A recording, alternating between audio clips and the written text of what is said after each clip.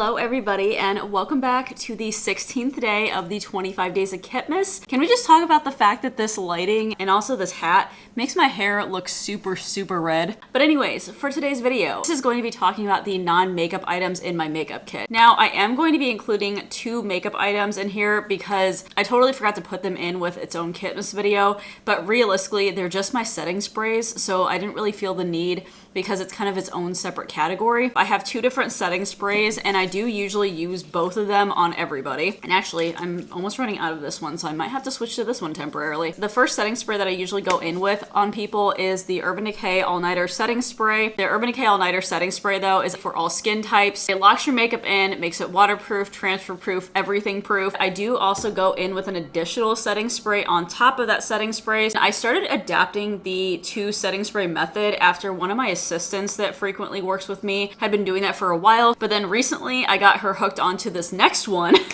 and she bought it during the Sephora sale and she said she really likes it. This is the One Size Until Dawn setting spray, and this is clearly the large size one.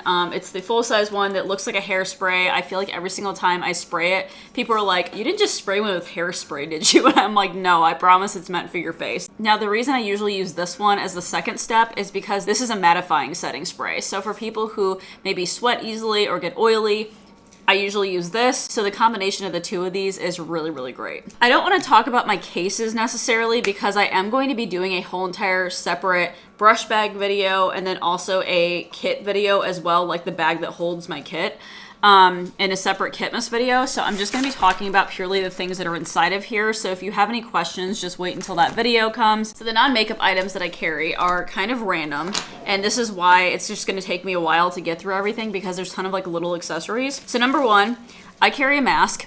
I know that we have obviously gotten the majority of the way past the big C, but in case we do have a relapse or in case I'm not feeling super well, then I'll go ahead and just cover myself up while I'm working. Pretty self-explanatory. I just always carry one with me just in case, or maybe if somebody else is sick, I'd rather just protect myself too. Then we have a pencil sharpener. This one is from NARS. It's just a double barrel pencil sharpener. Having a pencil sharpener with you for lip liners, eyeliners, whatever you need to sharpen. And I also carry an eyelash curler. This is a Tweezerman curler, and this is specifically not the one that is spring-loaded. I hate those spring-loaded ones. I can't stand them. This one opens very wide. That's the reason I like it. A lot of the ones that are spring-loaded don't open wide enough. They maybe open like this wide. And as a makeup artist, if you're trying to wedge yourself in between somebody's lashes to make sure you're not clamping down on their skin accidentally, you got to have a pretty wide opening. Then we also have a couple of cough drops just in case, again, the sickness happens. I think I actually have these left over from December of last year because that's the last time I got really sick. The next thing I have is a super random item, and if you guys have not seen my channel before, you probably are wondering what the hell I use these for. These are a roll of dog poo bags.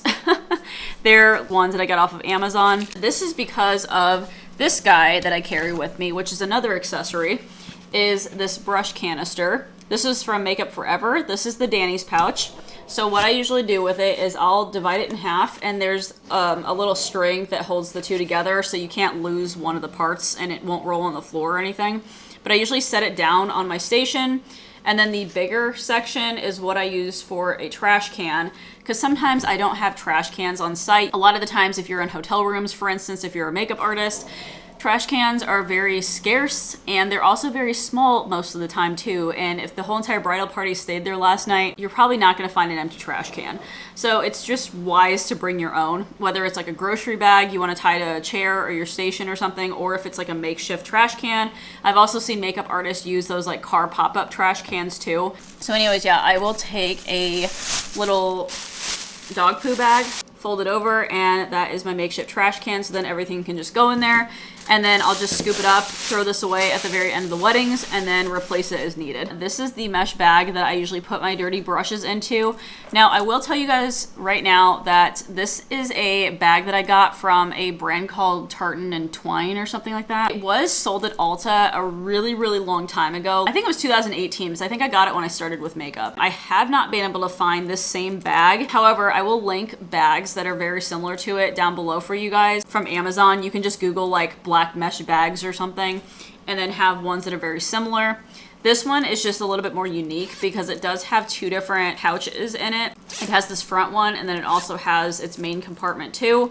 So whenever I am leaving the job site, I will put all my dirty brushes in the big half, and then if I have palettes or my spatula, for instance, that I can't get clean on site, I'll put that in the front, and that way it is separated from the rest of the brushes. And then moving on to front of my brush pouch, I have obviously my spatula, and then we have 4 different palettes going on, all of which are from the Artist Kit Company, and they are all acrylic palettes that are completely clear.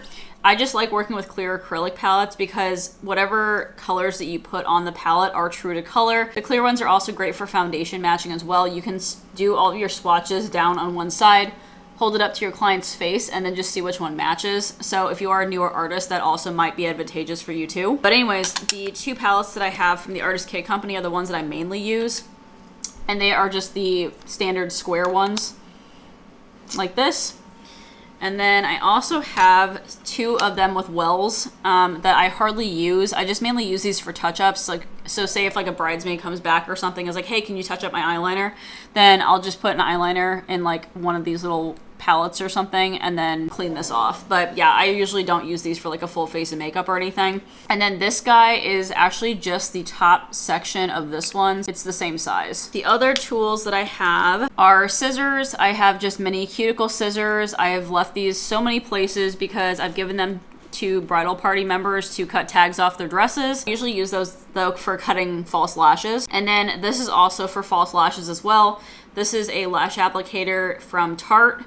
I don't know if this is sold anymore or they maybe have like a variation of it, but I bought this a really long time ago too. I think I got it in like 2013 or 14 or something like that. It's been a really long time ago. But I like lash applicators that have this curvature to them. I don't like using tweezers to apply because I have this really intrusive thought that I'm gonna sneeze or the client's gonna sneeze and I'm gonna poke their eye out or something if I have tweezers. So this is just a little less dangerous because it has curved edges instead. And then what's really nice about this too is you can flip it to the side right here and you can pinch some of these lashes together too like this. Then the last thing inside of here that I wanted to show you guys is my lash adhesive, and this is from Kiss. It's just the original one with aloe, and it is latex free for those that have latex allergies. So I guess I'm gonna go on to the not so exciting things, but they are the disposables inside of my kit. So I keep all of my disposables in these 2 little containers, which are from the Artist Kit Company. They are the box 1.0. So I have mascara spoolies and liner applicators here. And then I have Q-tips and lip wands.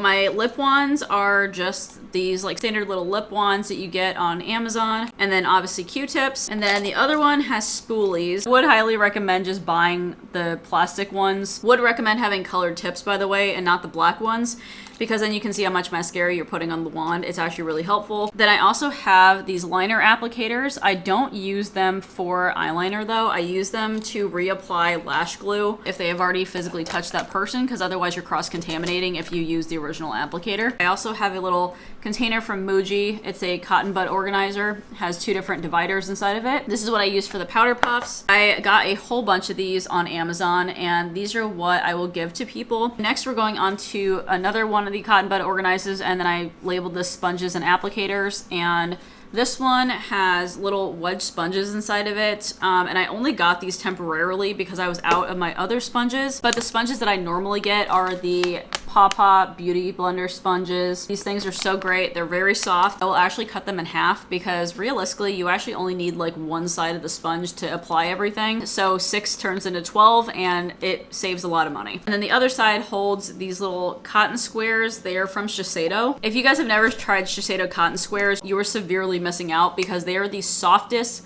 cotton squares that you will ever feel. Like, so much better than cotton rounds. Next thing that I have is actually false lashes, because I realized that I never talked about them in a kit video either. I hold all of my false lashes in this View Set container. This is the View Set Taxi palette.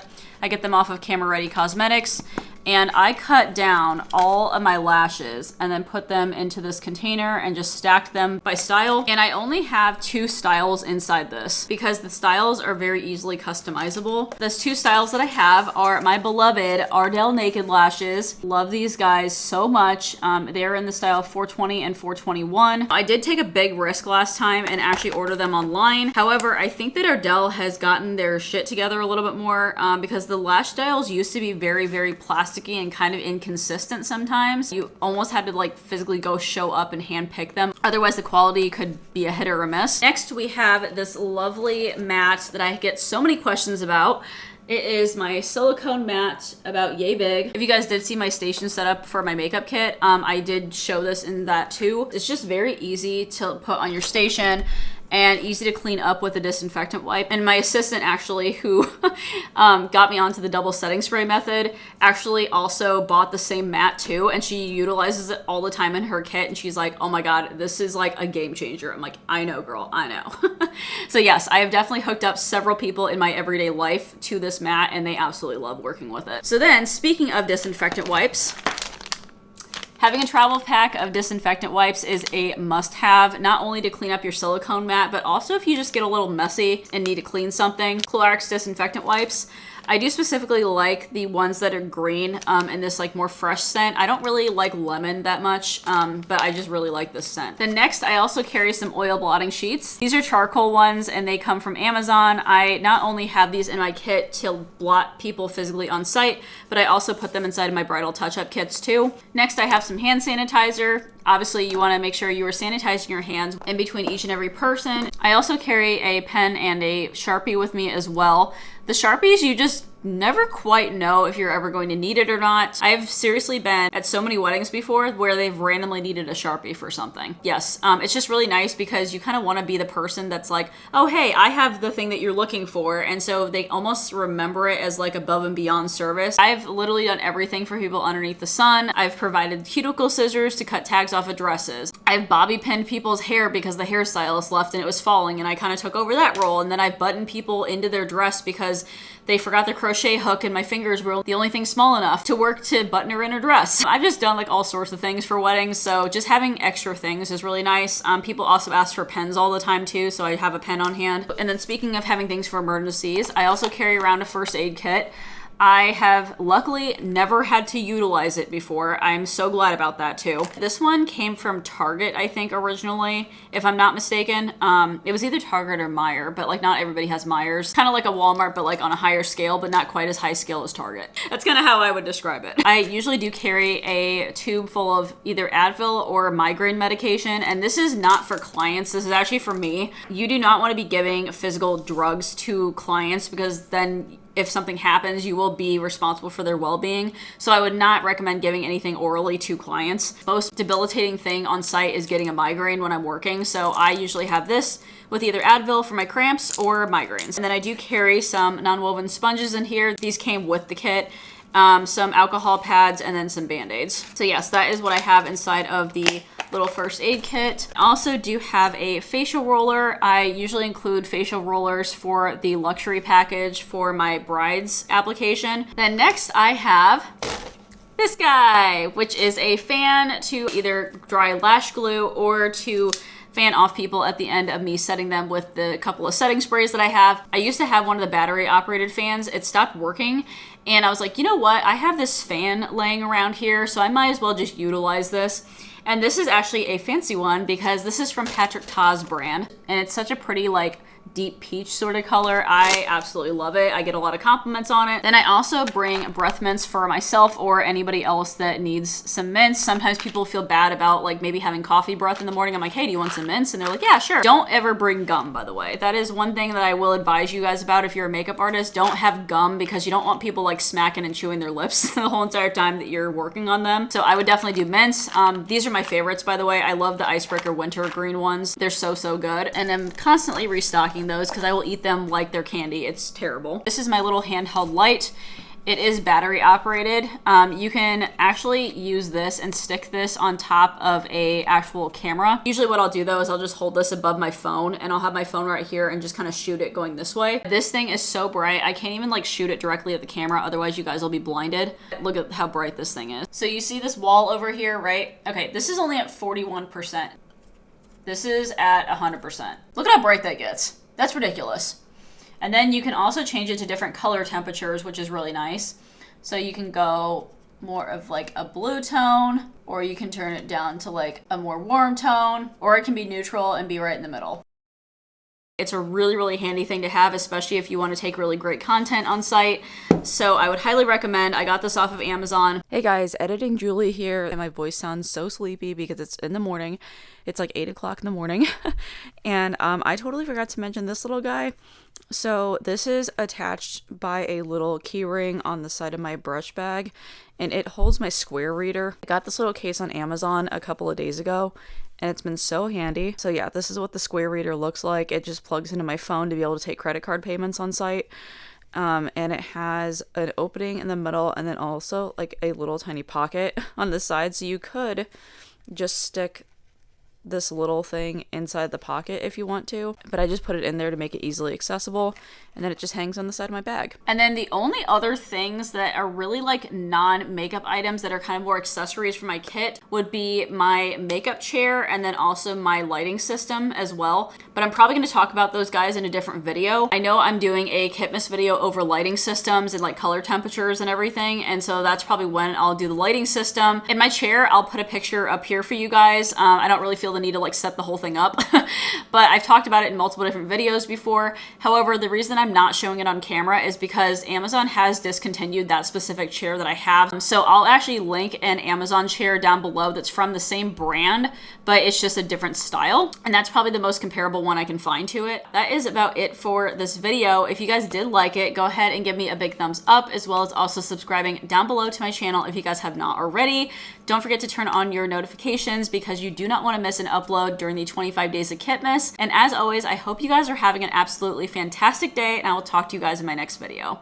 All right, bye.